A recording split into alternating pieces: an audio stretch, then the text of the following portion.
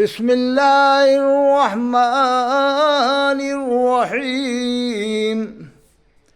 حضرات آج ہم گجرات میں ہیں۔ یہ درگاہ دیکھ رہے ہیں آپ، حضرت بابا پیارے رحمۃ اللہ علیہ کی درگاہ ہے۔ یہ بہت بڑا آستانہ ہے، یہاں پر دیکھ رہے ہوں گے آپ میرے پیچھے، بہت بڑا آستانہ ہے اور بہت بڑے مشہور ولی ہیں حضرت بابا پیارے رحمۃ اللہ علیہ۔ تو میں کہتا ہوں تبلیغ اسے کہتے ہیں جو اولیاء نے تبلیغ فرمائی ہے، بھوکا پیٹ رہ کر، نہ کھانے کی پرواہ نہ سونے کی پرواہ، اور اپنے عیش و آرام کو چھوڑ کر انہوں نے اسلام کی تبلیغ فرمائی۔ یہ دیکھیے سب جنگلات کا معاملہ ہے، یہ دیکھیں گے آپ جنگلات ہی جنگلات دکھے گا آپ کو۔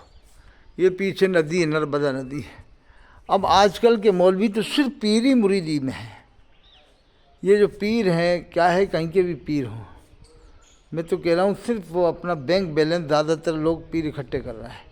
بہت کم پیر ایسے ہیں جو نمازی بنا رہے ہیں۔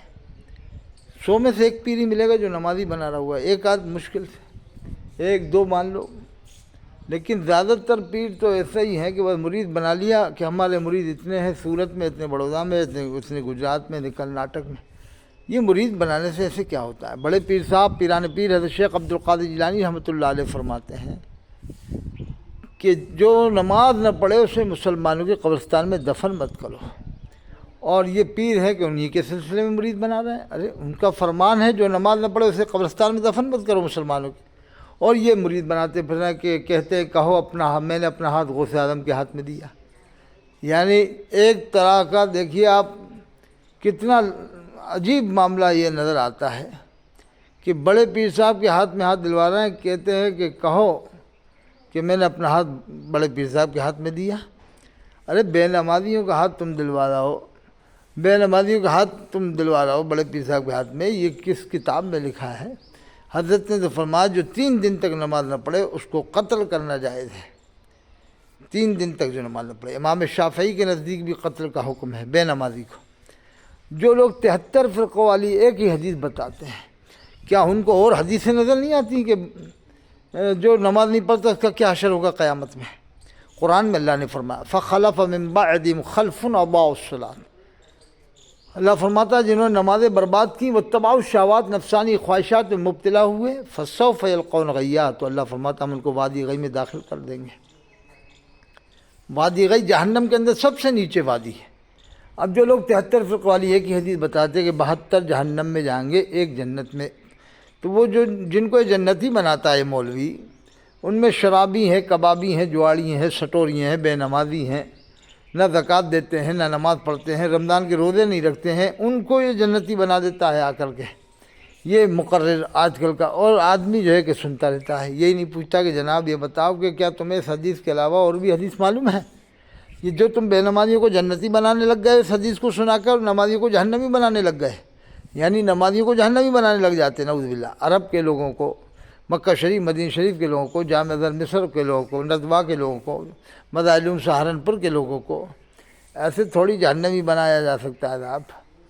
بے شک وہ حدیث ہے میری امت میں 73 فرقہ ہوں گے، 72 جہنم میں جائیں گے، ایک جنت میں۔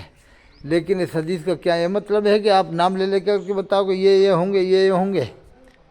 ہے وہ فیصلہ تو قیامت میں ہوگا، قیامت میں ہو جائے گا۔ اور فرقہ کیسے کہتے ہیں؟ جو اللہ کے رسول کو آخری نبی نہ مانے، جو صحابہ کرام کو نہ مانے، جو اہل بیت کو نہ مانے، اور جو چاروں اماموں کو نہ مانے، چاروں سلسلوں کو نہ مانے، اور جو قرآن کو مکمل نہ مانے 30 پاروں شکل میں، اس کو فرقہ کہا جاتا ہے۔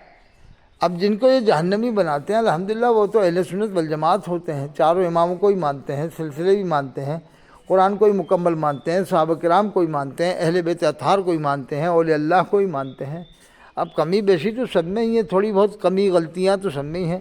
اب ان کمی غلطیوں کو لے کر کے آپ انہیں جہنمی بنانا شروع کر دو، نعوذ باللہ من ذالک، اللہ کی بارگاہ میں جواب دینا پڑے گا۔ اس لیے بہت سوچ سمجھ کر فیصلہ کرنا چاہیے۔ ان اولیاء کرام نے مسلمان بنائے، جن کے مزار دیکھ رہے ہیں انہوں نے مسلمان بنائے، ایسے ہزاروں ولی ہیں جنہوں نے مسلمان بنائے۔ اور یہ لوگ مولوی لوگ جو ہے کہ ایک حدیث سنا کر کافر بنانا شروع کر دیتے ہیں، ارے بھائی اور بھی تو حدیثیں، حضور کا فرمان ہے صلی اللہ علیہ وسلم، جس نے جان بوجھ کر ایک نماز چھوڑ دی اس نے کفر کیا، حدیث ہے من ترک الصلاۃ متعمدا فقد کفر۔ ایک اور حدیث ہے الجفا کل الجفا والکفر والنفاق، ظلم پر ظلم ہے، کفر ہے اور نفاق ہے، من سمع منادی اللہ، جو اللہ کے منادی کی آواز سنے، ینادی الی الصلاۃ کہ وہ نماز کے لیے بلاتا ہے، فلا یجیبہ پھر نماز پڑھنے کے لیے حاضر نہ ہو، تو اللہ کے رسول نے فرمایا سراسر ظلم ہے، کفر ہے اور نفاق ہے، جو مؤذن کی آواز سنے اور نماز پڑھنے کے لیے حاضر نہ ہو۔ تو یہ حدیث کیوں نہیں سناتا ہے؟ اب بتاؤ، جن کو یہ جنتی بنا رہا ہے، 73 فرقہ یہ مان رہا ہے کہ ہم جنتی ہیں، یا بے نمازیوں کو بتاتا ہے جنتی، اور حضور تو فرما رہے ہیں سراسر ظلم ہے، کفر اور نفاق ہے جو مؤذن کی آواز سنے اور نماز پڑھنے کے لیے حاضر نہ ہو۔ اللہ کے رسول تو فرماتے ہیں جس نے جان بوجھ کر ایک نماز چھوڑ دی اس نے کفر کیا۔ اب یہ مطلب بتاتا ہے نہیں کفر کے قریب ہو گیا، تو کفر کے قریب کو کیا کم گناہ سمجھ رہا ہے؟ کفر کے قریب ہو گیا ایک نماز چھوڑنے میں، وہ کیا کم سمجھ رہا ہے؟ پھر ایک نماز چھوڑنے میں کفر کے قریب ہوا، جو رات دن 5 ٹائم کی نماز چھوڑ رہا ہے وہ کیا ہوا ہے؟ اولیاء کرام نے مسلمان بنائے، انہوں نے سنتوں کا پابند بنایا اپنے مریدوں کو۔ حضرت شاہ بدی الدین قطب المدار مکن پوری رحمۃ اللہ علیہ فرماتے ہیں ٹوٹ جائے جیسے ٹوٹنا ہو، جڑ جائے جیسے جڑنا ہو، جس کو آنا ہے میرے پاس آئے، جس کو جانا ہے میرے پاس سے چلا جائے۔ فرماتے ہیں شاہ بدی الدین قطب المدار مکن پوری رحمۃ اللہ علیہ کہ جو سنت رسول کا پابند نہیں ہمیں اس کی کوئی ضرورت نہیں ہے۔ فرماتے ہیں ٹوٹ جائے جیسے ٹوٹنا ہو، جڑ جائے جیسے جڑنا ہو۔ فرماتے ہیں جو سنت رسول کا پابند نہیں ہمیں اس کی کوئی ضرورت نہیں، یعنی اگر نمازی بھی ہے وہ سنتوں کا پابند نہیں تو فرماتے ہیں ہمیں اس کی کوئی ضرورت نہیں، یعنی نمازی بھی ہے تو اس کی بھی ضرورت نہیں جب تک کہ سنت رسول کا پابند نہ ہو۔ اور یہ مولوی تو 73 فرقہ والی ایک حدیث سنا کر بے نمازیوں کو جنتی بنانا شروع کر دیتا ہے، ان کی حوصلہ افزائیاں کرتا ہے، نعوذ باللہ من ذالک، اور اسے حدیثیں نظر نہیں آتی، قرآن کی اور آیتیں اس کو نظر ہی نہیں آتی۔ ارے قرآن کا ترجمہ سناؤ، تفسیر سناؤ، نمازی بنانے کی تعلیم دو، حلال روزی کا پابند بناؤ۔ حرام روزیاں آج کل عام ہو رہی ہیں اور لوگ بس یہ مولوی ایک ہی حدیث سنا کے ان کی حوصلہ افزائی کر دیتا ہے۔ اللہ تعالیٰ ہم سب کو سمجھ عطا فرمائے۔